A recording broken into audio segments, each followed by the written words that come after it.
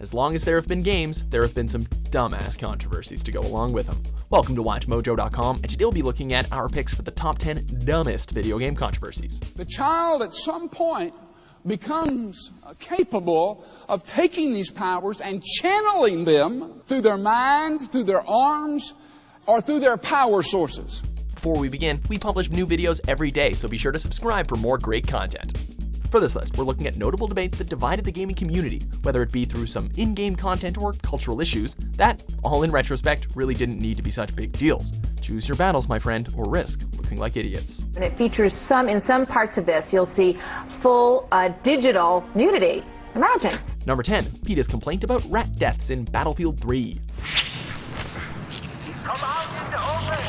People for the Ethical Treatment of Animals, or PETA, have long been on a crusade to save animals both real and virtual. The German branch of the animal rights group got stirred up over a sequence in the campaign of EA's Battlefield 3, where players can kill rats by stabbing them. They said that the game treats animals in a sadistic manner, and that it can have a brutalizing effect on the young male target audience. Even though you could consider that this was happening in an M-rated game where the objectives include blowing up other human beings with rocket launchers, a quick-time event where you stab virtual rats was apparently the most reprehensible act you could perform. Number 9, Buttgate. During the Overwatch beta, a poster in the beta forums commented about how Tracer's over-the-shoulder pose didn't quite fit her character as it reduced her to a, quote, bland sex symbol. Can you see where this is going? This naturally led to heated debates in the gaming community, with one side claiming that the pose unnecessarily diminished an otherwise amazing character, while others argued that any change was censorship of Blizzard's original artistic vision by overzealous social justice warriors. Naturally, this dovetailed nicely into the larger debate about representation and censorship in gaming as a whole, with both sides picking a rather silly issue to squabble over. Blizzard did eventually change the pose though, so take that as a point for whatever side you want to root for. Number 8, Target Australia removed GTA 5 from sale. Yeah, you're reading this title right, and no, it was not because of the Australian government, but rather Target removed GTA 5 from their shelves because of a petition on change.org, starting with the very misleading claim that, quote, the game encourages players to murder women for entertainment. But rather than actually verifying any of these claims, Target gave in and pulled the game from their store shelves. Of course, this being the internet, gamers were not going to take this lying down, with some even trying to prove double standards by launching their own petition to have 50 Shades of Grey removed. But really, come on, who buys their games from Target anyway? We know Canadian gamers don't, but actually there's a good reason for that. Number 7, PETA criticizing Mario's Tanooki suit. Mario has been sporting the iconic Tanooki suit since 1990, but nobody really cared about the ramifications until 2011.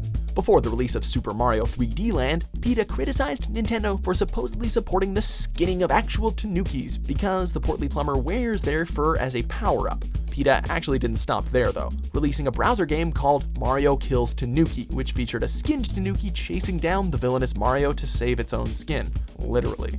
PETA was blasted for this ridiculous animal cruelty claim, but they later claimed it was all a joke, saying the game was a tongue-in-cheek, fun way to call attention to a serious issue. Remember what we said about picking your battles? You see? We're very thankful that the watchdogs of PETA spotted this incidence of a possible abuse in the Super Mario world. Number 6, Grand Theft Auto 4 Vilifies New York. Liberty City, Grand Theft Auto's version of New York City, has been a mainstay of the series since the first installment, but GTA 4 was the first time it was rendered in beautiful, lifelike HD. Not everyone was happy with the city's realism though. This is GTA we're talking about, right? So Liberty City is depicted as an even more degenerate, crime-ridden version of NYC. This prompted outcry from the government of the Big Apple, with a spokesperson for then Mayor Michael Bloomberg saying, the mayor does not support any video game where you earn points for injuring or killing police officers. The industry came to GTA's defense, asking why it was okay for violent films and TV shows to be set in NYC, but not for video games. Checkmate. Number 5, Pokemon has a satanic influence. So Pokemon is a game that teaches children how to enter into the world of witchcraft, how to cast spells, how to use psychic phenomena, how to put to work supernatural powers against their enemies. Is Pikachu really an agent of the devil? Well, that's what some Pokemon critics would have you believe. Nintendo's critter collecting RPGs have been vilified by, of all groups, religious fundamentalists. This claim originally comes from a fake interview with Pokemon's creator, which says he made the game for Satanists, but this was later debunked. Still, many Christians have spoken out against the games, saying that they promote the theory of evolution, which goes against biblical accounts of creationism. This led to some very strange instances, like a TV station in Vatican City saying the games were harmless, and the introduction of Redemption, a trading card game which was like Pokemon but with biblical figures. It's just a game.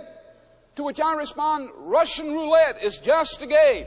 Number 4, the video games as art debate. Because it seems to me that it's so hypnotic and so repetitive that it was just not good for my mental health. Famed and influential film critic Roger Ebert famously said, video games can never be art. It's hard to believe people still seem to be grappling with the artistic merit of games long after masterpieces like Ico, Braid, Journey, and Life is Strange have been published, each with their own way of proving without the shadow of a doubt that games are capable of eliciting powerful emotional responses in players. I mean, come on, citing the brutal violence in popular games as proof of a lack of artistic quality in the medium is as strong an argument as citing that the brutal violence in Saw is a way of judging Citizen Kane. In our opinion, games have nothing left to prove.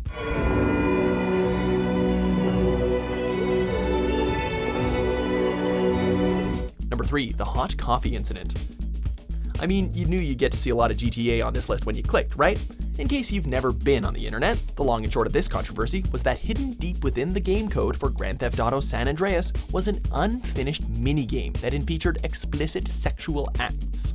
When data miners discovered this hidden bit of naughtiness in the PC version, and naturally released a mod that allowed players to access it, the poop hit the proverbial fan for Rockstar.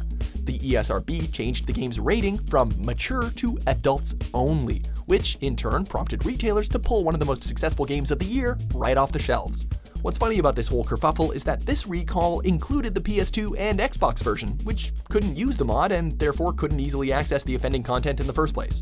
Of course, there's also the whole "is sex really worse than violence" argument that this whole thing illustrates, but hey, no one expected a video game to solve that now, did they? You want to have some coffee? Number 2, Mass Effect sex scandal. May I speak with you?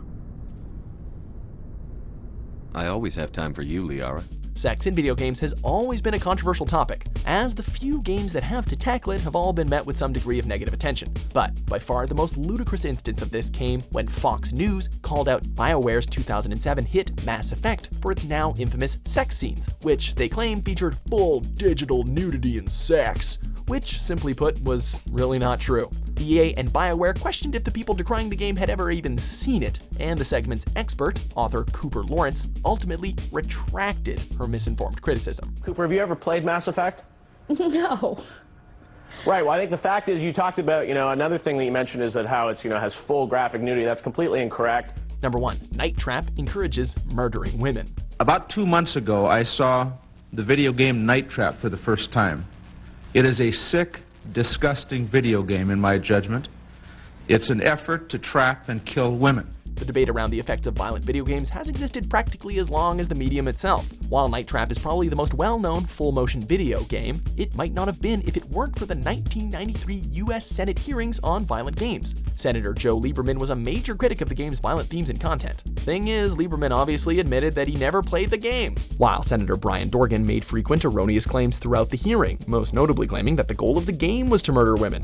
Was he even watching the right one? Also, the game is dumb as shit. Look at it. But I understand that the first time you rated it at the 13 level. Is that not correct? You're wrong, Senator. I'm sorry. The rating system went into effect in June. It was rated for the first time, and it was rated MA17, and it was produced with that label on it from that point forward. Do you agree with our picks? Check out these other great clips from WatchMojo and subscribe for new videos every day.